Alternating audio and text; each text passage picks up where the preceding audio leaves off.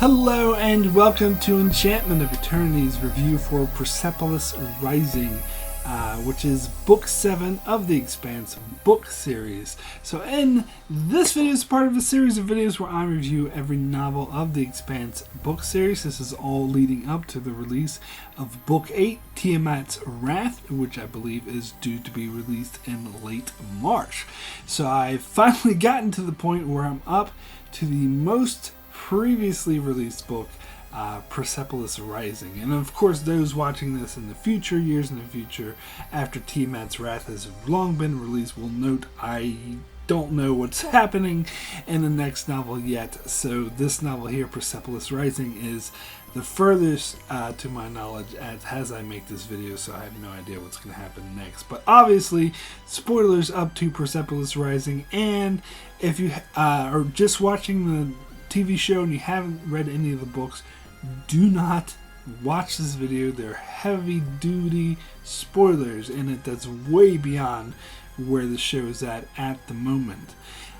So anyway, getting into Persepolis Rising, let's not beat around the bush here. Let's not bury the lead. Let's address the elephant in the room. This is the one thing that was the biggest shocker to me as soon as I started reading this novel. It takes place nearly 3 decades after the previous novel. Now that is an enormously large time jump. You don't see it very often in novels, although to be fair, there are some novel series that do have large time jumps like that. In fact, there was a novel series I was reading that had like a 300-year time jump that really disassociated me from the story altogether. So at least they didn't do that. But yeah, 30-year time jump. It's hard to believe. It does. As soon as I read that, as soon as I saw that, the first thought that came to my head was, how the hell is the show going to handle this? Which is what made me think that the show might end after the Babylon's Ashes material, but I've heard online from the authors who are also producers on the show had stated that the show is going to cover to the very end, assuming it doesn't get canceled beforehand. Cancel again, hopefully not. But if it doesn't get canceled, and if it runs its course, it will run up to the very end of all of the book material. They plan on covering all of it. So what are they gonna do? Have the actors dress in like old makeup and try to make them look 30 years older? I don't know. I think that would look kind of cheesy, wouldn't it? I don't know. Don't know how they're going to handle this. Maybe the show will do something different. But you kind of need the time jump because it's about, it has to have Laconia comes back and they're like very advanced. I mean, I suppose they could trim the time jump down a bit and say it's just like 10 years or maybe 15 or something. They don't have to do over almost 3 decades is what they said in the novel, which is quite a large time jump. And just thinking about the novels themselves, it is a bit disappointing because at the end of Babylon's Ashes, Bobby Draper finally joins the Rocinante crew, and then this book starts out almost 3 decades later, and so she's been a member of the crew longer than we've been keeping track of the Rocinante crew, and yet we missed all of it. It all just glossed over it. And, I'm pretty sure they probably might release some like novellettas, short stories, or comic books or other material that takes place in this missing time period. But for the most part, I think we're led to believe it was mostly uneventful, so that's why we're skipping over it. So it is a bit disappointing because you see that just Clarissa, who also recently joined the book at the end of Nemesis Games, or in the book, the Rocinante crew at the end of Nemesis Games, and Bobby Draper. So those along with the traditional 4 members of the Rocinante crew, Amos, Naomi, Alex, and Holden, have been like this crew, a family for almost 3 decades. So it is a bit disappointing to have to, because you do feel a bit left out in that you're missing some of it. And it's weird jumping back into these characters after so much time has passed, where they're like treated as old men, and Holden and Naomi went to retire, and Amos and Bobby Draper are still the badasses you remember, but they're a lot older now, so they don't quite pack the punch that they used to when they were a lot younger. And I was actually surprised that Avasarala was still alive. I expected her to be dead, but they make a lot of, they make a point of pointing out how she had to have all these surgeries, and only because of futuristic medicine that she's able to live this long, and that she's had all these vital organs replaced several times, and that her lifespan is not going to last for too much longer. But it definitely was an interesting choice keeping her around for this story. But as I say, for the story being told, they need to have the time jump, because it's about Laconia coming back, ready to take over the whole galaxy. Because in at Nemesis Games and in Babylon's Ashes, the large group of Martians defected and made their own society and ran off into the gate. Never to be heard from again. And then several decades later, here they come back, and they have like this amazing, like indefeatable protomolecule technology. They created ships using the protomolecule technology, and they have all this sort of technology that's beyond anything any human has ever seen before. So it makes sense that they have the time jump, and for the story being told, because they couldn't really end the story after Babylon's Ashes, because they need to address the protomolecule creators and what killed them, which has still yet to be fully addressed. I mean, Cibola Byrne, Book 4, kind of addressed this, but it did leave things a bit open-ended. It didn't fully explain exactly what was going on.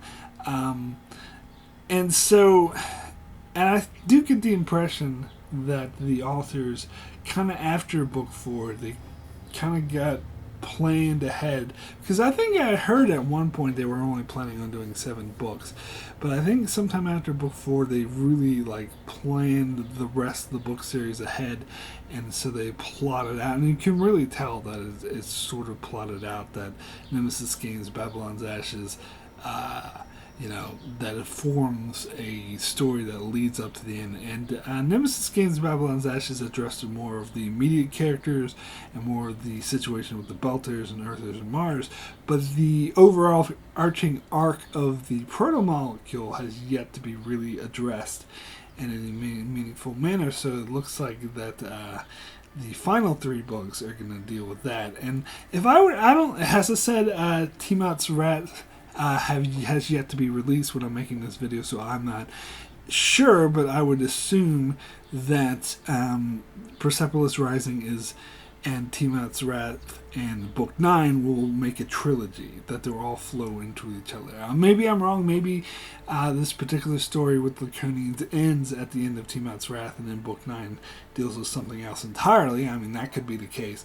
But my guess it's kind of a trilogy, which again is a different, because each of the first 4 books in the Expanse series were very standalone, and I talked about this before, and it was around the time of the creation of the TV show that the books started becoming more serialized, or blending more and ending on cliffhangers, which I still think is sort of influenced by the TV show, because the TV show was more like that. It was blending things together and not having such a definitive ending. And so Nemesis Games was the first book we got that really had this cliffhanger, open-ended ending, and then Persepolis Rising definitely has that as well, so I think they're keeping with that. But my guess would be that this is going to be a trilogy, and Persepolis Rising is the first book in that trilogy that concludes the Expanse novels, or the Expanse story. So it's hard for me to say, to look at Persepolis Rising as a standalone book on its own merits, because it's not really. It's really get the impression it's a setup for this final trilogy, for this final run of books. And in many ways, so in that ways, it doesn't stand alone a lot. So I wouldn't say that this is one of my favorite books. I still liked it. I still thought it was very interesting. It was a very good setup. I'm very curious to see where the story goes from now. So it's interesting, as I talked about before when I covered the previous books, every book up to book 5 had a set of viewpoint characters. For the book 1, it was just 2 viewpoint characters.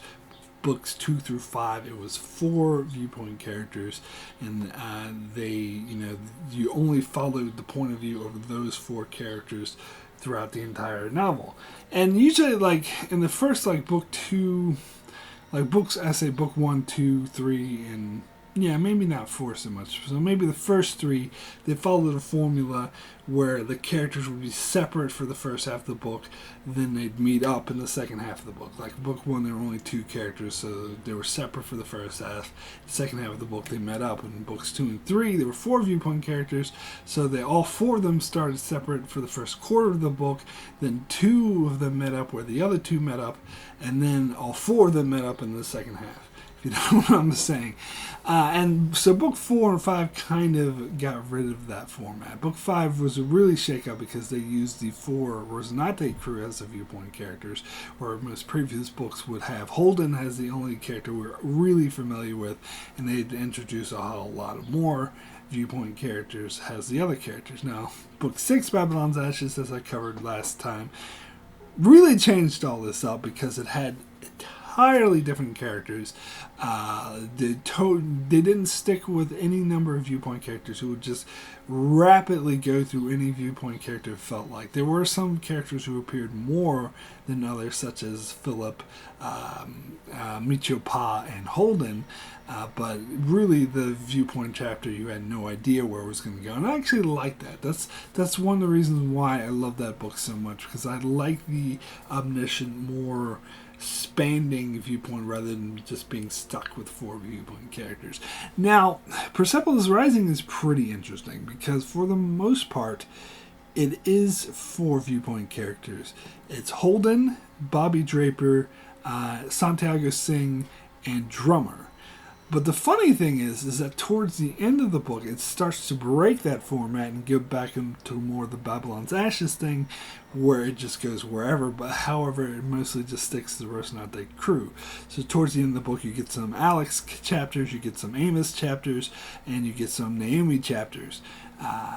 Which again is cool. I like that. I like how it's not afraid to show you different viewpoints. This is mainly when Holden was taken prisoner, so he was no longer on the board, so to speak. So they start switching to other Rosinante crew to 4 viewpoints. And yeah, I really liked that. I liked how they kind of started with the 4-person format, but they weren't married to it. They were willing to depart from that when it helped the story along, so they didn't want to shackle themselves to that particular format. And I love that. I think it didn't improve the book at all. Now, getting to the 4 viewpoint characters, you had Holden, Bobby Draper, Santiago Singh, and Drummer. And it's interesting because as I said, most novels, over the first 4 at least, you had Holden was the only one you're familiar with, and then you had 3 new characters. But here we have Bobby Draper, who's a character we've been familiar with since book 2. She's a regular, pretty much. And she's a member of the Rosinante crew, so they had 2 members of the Rosinante crew be viewpoint characters. 2 characters we're already intimately familiar with.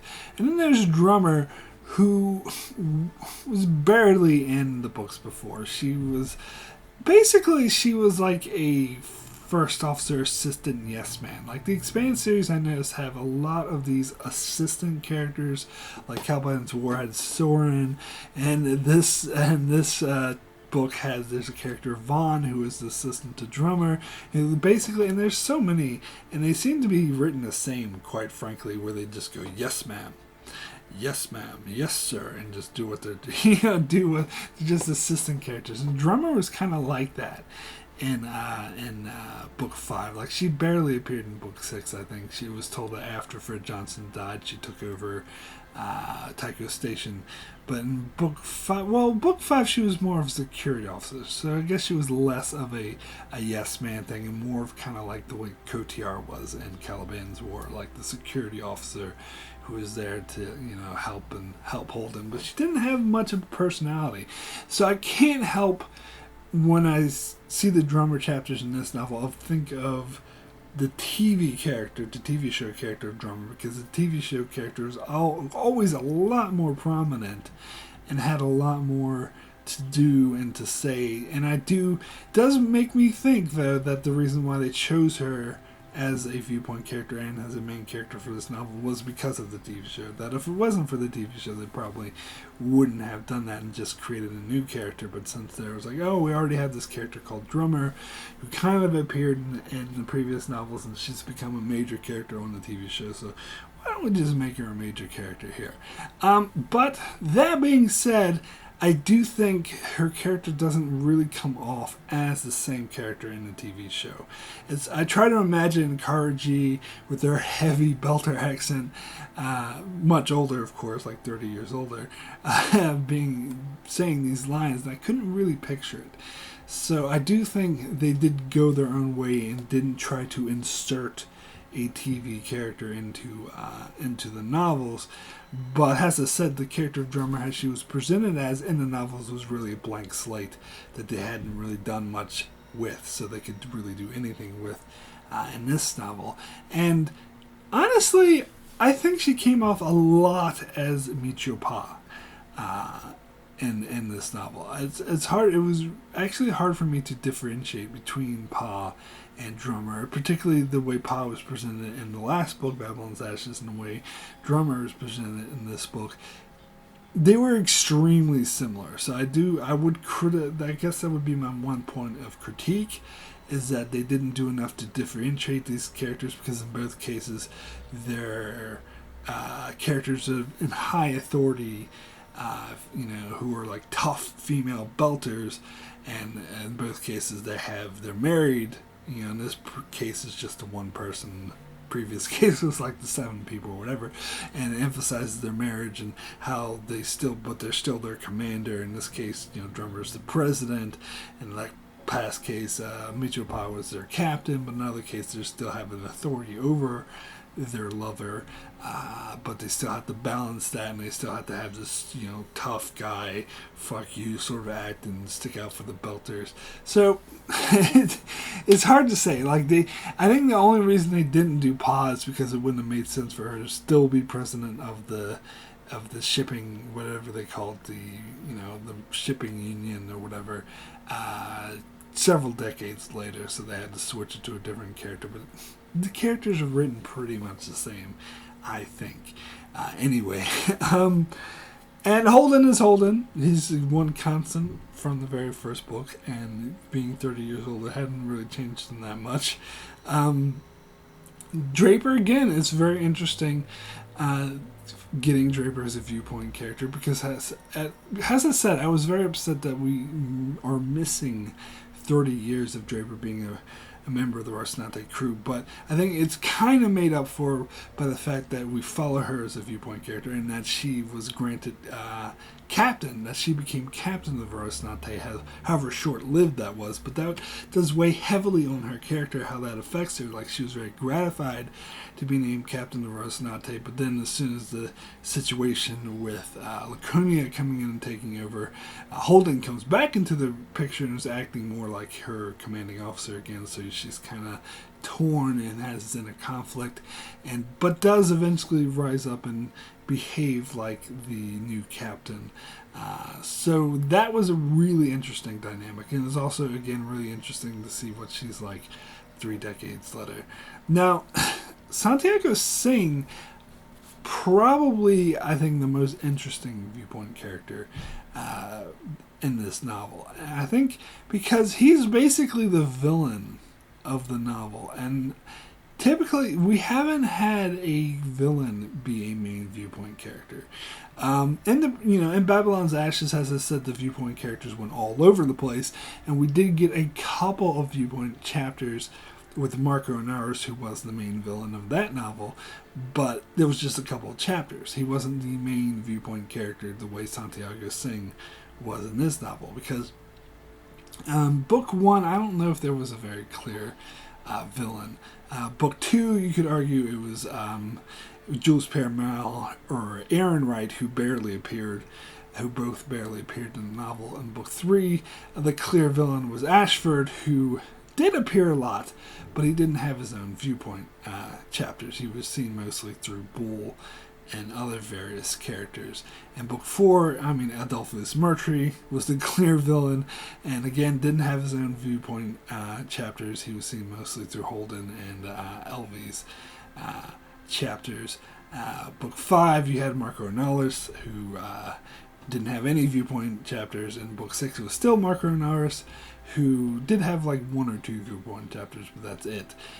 So it is, I think it was a new step. It was something original, something new for this book to do, to have Santiago Singh be the villain and have his own viewpoint chapters. And I think it added a lot to the story, because it was interesting getting his perspective on things, on how, why are these people so ungrateful for the great empire that we're allowing them to join? Like, the way that he was being so obtuse to the fact that they were conquerors who were forcing, who were taking freedoms away and forcing this authoritarian lifestyle on a society that didn't necessarily want it, and how obtuse he was to that, how he just couldn't see things that way.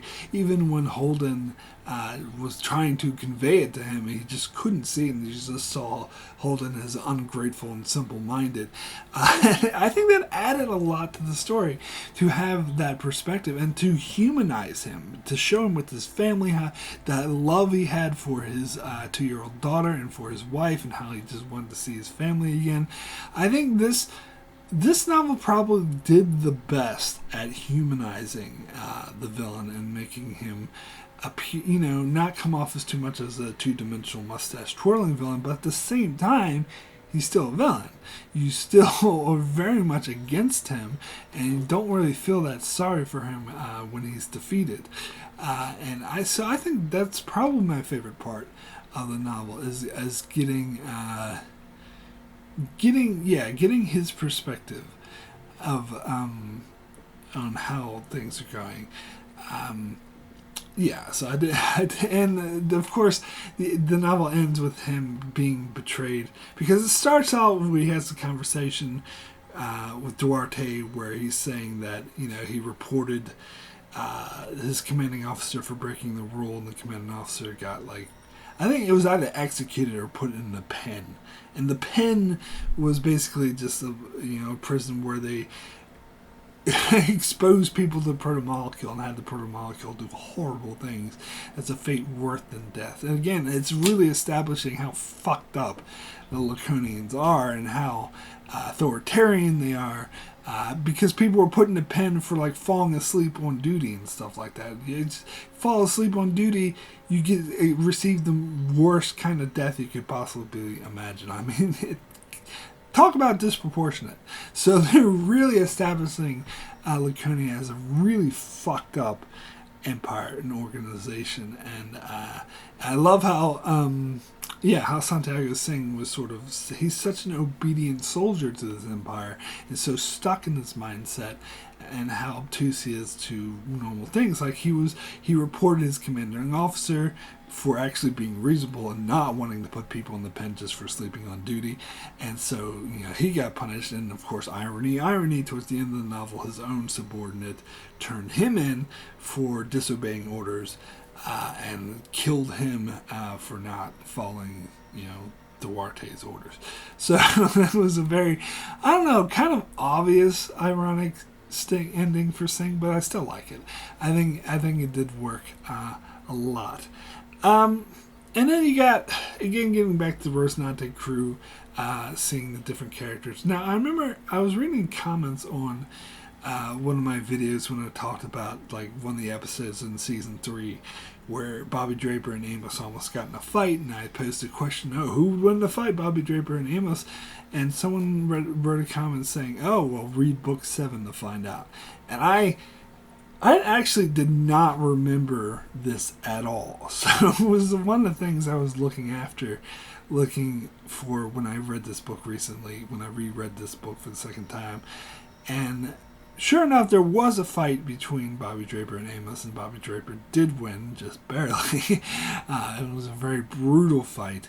But I don't know, it was kind of like, because Amos was just letting, he was letting Calurcia's death the fact that she was dying slowly from the, the poison toxins that she had affect him. And he was really, would lash out and do stupid things and start fights that he shouldn't start. And that was starting to piss Bobby Draper off. And she confronted him about it. And he was just being a dick. He was like, when did you become such a pussy? And so she just started attacking him. So the fight itself, I don't think it was that. It seemed kind of unnecessary, to be honest. I mean, it was kind of, you get the sense that that's just the kind of characters that Bobby Draper and Amos are, that they're just violent, and that's how they resolve situations. And she knew that was the best way to communicate with him, was to beat the living shit out of him to the point of almost killing him, which, but, yeah, I don't know. So it wasn't all that impressive because it didn't really have stakes, and it seemed kind of just to come out of nowhere. So I actually kind of forgot all about that until someone reminded me and I read it again. I was like, oh yeah, that's right. The two of them did fight. But I didn't think it was that significant. But I did like the character interactions between Amos and how he was falling apart and because of Clarissa's death. And oh yeah, Clarissa's another person we got a viewpoint chapter from. I don't think I mentioned her. As another viewpoint character. I think she only had one chapter, which was the chapter in which she died, which was a great... I mean, you kind of saw it coming, and you kind of hoped for it. I hoped for it anyway, that she would give her life saving people, because you knew that she was going to die a slow and painful death. So if the opportunity arose for her to give her life to save everyone else, that she should take it, and sure enough it did. And it was so awesome when had that guy with the bent nose who was a traitor, and he betrayed Naomi and had a whole Lacunian security force surrounded them. I knew as soon as I read that, I was like, I knew that freaking Clarissa's gonna have her tongue reach for those implants. It was such an awesome moment, and it was such a great death, such a great way to go out. Now, the one thing I will say is that this was a bit of a frustrating read, particularly the drummer chapters in particular, because it's a situation where they're losing. It's a hopeless situation. They're completely outmatched, so they do everything they can to try to defeat this enemy, but it turns out it is a hopeless situation. They're completely outmatched and they all lose. Now, the storyline on Medina is less that, because at least they managed to get away, but the storyline with Drummer, with the Lacunian ship evading the Sol system, was exactly that. They lost horribly. So it's kind of frustrating, because the whole time you're hoping that something's going to happen to turn the tables, but nothing ever actually happens, and the undefeatable enemy does turn out, in fact, to be undefeatable. Now, I suppose some people do find it interesting to have, it can be interesting character stories to see how characters deal with the no-win scenario, the Kobayashi Maru, shall we say.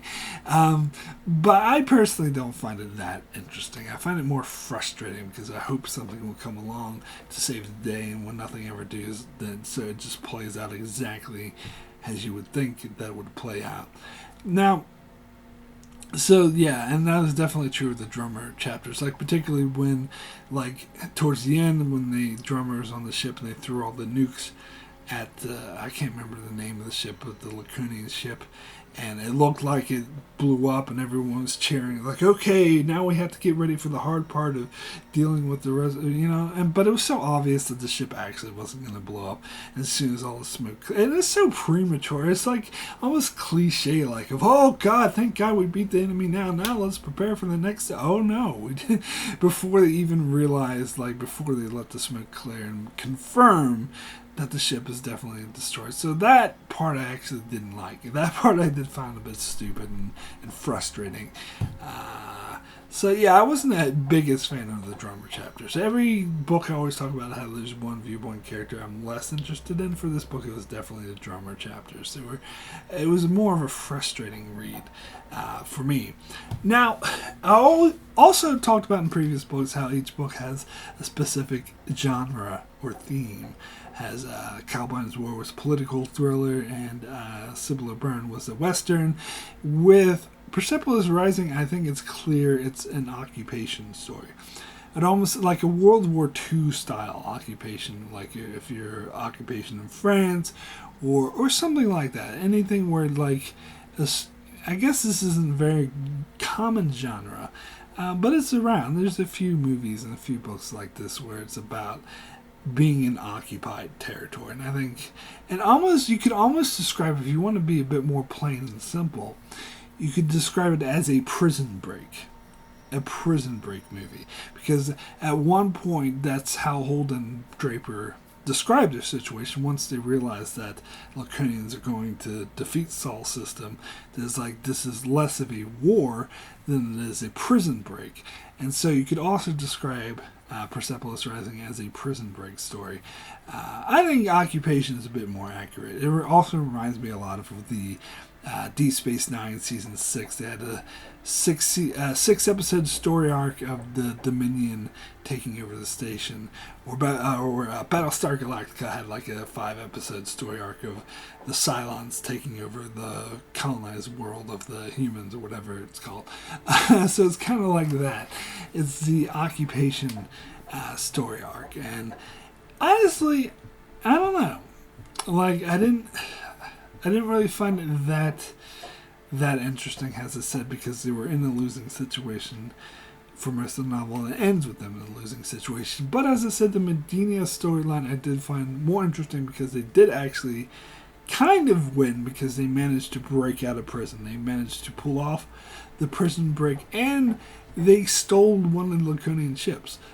So that I did think was really exciting, very interesting. But at the same time, they lost Holden. I think that was a bold move that they lost Holden, because usually, you know, when Holden does something stupid to risk his life, he turns out okay. They get him back. The novel ends all happy and everything's all good again, and Holden's back on the Rocinante. But here's a more of a bold move that it ends very Empire Strikes Back like, where it ends with him separated, being held prisoner, where Naomi has no idea what's happened to him. He's being held prisoner in Laconia. Very bold move. Now, what's also interesting, as I said, is the proto-molecule, and I think this is sort of the precursor. And that's why I can kind of understand, even though, like, I was hoping, as soon as that weird glowy thingy appeared on the Laconian ship, I was hoping, oh, that's going to destroy the Laconian ship and allow Drummer to win, but that didn't happen. I was a bit disappointed, but really have to realize that, as I said, this is just part 1 of 3. This is setting up an ongoing storyline, so they don't want to resolve everything with the proto-molecule and the weird creatures that killed them right now. It's setting up for future novels that will slowly resolve this storyline. So when I look at it that way, I'm actually very happy with it. That does make a lot of sense. I will be a lot happier when the other novels come out that do resolve the storyline. So this novel is basically just for setting it up. But I love how they were slowly hinting at throughout the novel that is the main theme for the whole series going forward, is that's the question they need to resolve. Because I think they had Drummer, I believe, was watching a TV program, a news program, where they were debating. Oh no, it wasn't a program. Sorry, it was someone who was suggesting, a scientist who was like pitching something to her, suggesting a program that she invests in that will find out who, or at least try to investigate who the creators of the proto-molecule was and what destroyed them, and saying that that's still a very important question for humanity to know, because they have all this new technology, the brain gates that they're taking advantage of, yet they have no idea where it came from and who the creators were and stuff like that. So that's something interesting to find out. So I think that was the novel purposely posing that question and making the reader aware, putting that in the forefront of the reader's mind, that this is going to be the important question going forward. Who were the proto-molecule creators? What killed them, and what exactly happened. And of course, this is touched on later when that weird glowy thing appears and stops time for everyone, and the Laconians have no idea what the hell is going on. But Holden, it was such a great, satisfying moment when Singh told Holden about this, and he was like, "Oh shit, you guys don't know what you're doing." And The epilogue was very interesting when Holden was talking to Duarte, because Duarte seems to go at it at the perspective of, you have to help me overcome this thing. He says, I don't need a warning, I need an ally. I need someone to help me overcome this new foe.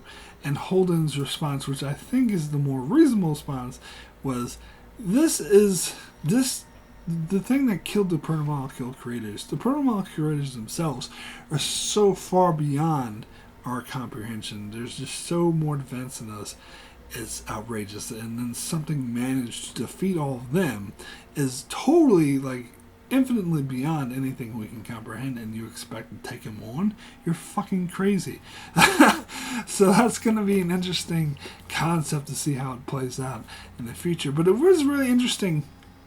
I like the idea of the Laconians themselves, because it's something that was kind of toyed at from the very first novel, with Protogen trying to play with the protomolecule and use it to better humanity. But every time there's been someone like that in the Expanse novels, they've of course been defeated by Holden, because they need to be in order to save humanity. But here we get a glimpse of what would be like if there were a group of humans who were able to toy with the protomolecule unhindered. Like, in this way, they were able to do it because they were in Laconia, which is a system through the ring gates. They're very isolated. They're not dealing with the main bulk of humanity, so they're able to sort of toy with it. But, of course, there are consequences of doing that, because whatever it was that killed the creators of the protomolecule obviously didn't like them having that technology, and as soon as Duarte and others start using that technology again, start to get a bit pissed, which makes a lot of sense. Now, I heard it suggested that perhaps the reason why ships disappear through the ring gates, if too many ships go through it at once, is also the enemies of the protomolecule doing that, because they're not happy with people using the ring gates on such a massive scale. Which I hadn't considered that, actually. I'm not sure if that's the case, but if it is, that'd be pretty interesting. So it's a very interesting concept that's just began in this novel, that's going to definitely be explored a lot more in the coming novels, which is why I'm really looking forward to those novels. And I do think I will probably like those novels better than this one, because this one, as I said, I don't think it stands alone on it it doesn't stand on its own 2 feet that much. It's kind of more interesting and more good for setup. It's setting things up, but there's a lot of good things in this novel. The storyline with Singh. Singh was just for this novel, of course, because he's dead by the end of it. And he was an interesting character. And it was interesting to get the whole occupation story. So the novel was still good, and it was very good setup. But it doesn't really stand. I don't think it's definitely not going to stand out as one of the greats of the series once it's over. I think it's more of setting up for the final 2, which will hopefully be even better. So anyway, my rating for Persepolis Rising out of 10 is a 7. Very good. Very interesting, very good novel. As I said, parts of it were very frustrating. Parts of it, like the drama chapters, I didn't care that much for, but I did really like the character of Singh and how they dealt with Holden. And I am sad that I missed 30 years of the Rocinante life, but it was interesting seeing these characters in a totally new and different light, as they're now almost 3 decades older. Anyway, that is it for my review of Persepolis Rising. So this finally closes out me reviewing all of the previously released novels of the Expanse series. I will be back several weeks after Book 8, Tiamat's Wrath, is released to review that book, and of course I will review Book 9 once that comes out. So we'll conclude my coverage of all the Expanse novels. So be sure to check that out. In the meantime, you can check out my channel for many more videos on the Expanse, as well as I cover many other shows like Star Trek, Game of Thrones, Discovery, Lost, and more. So be sure to subscribe so you can keep up with all of that, and thanks a lot for watching.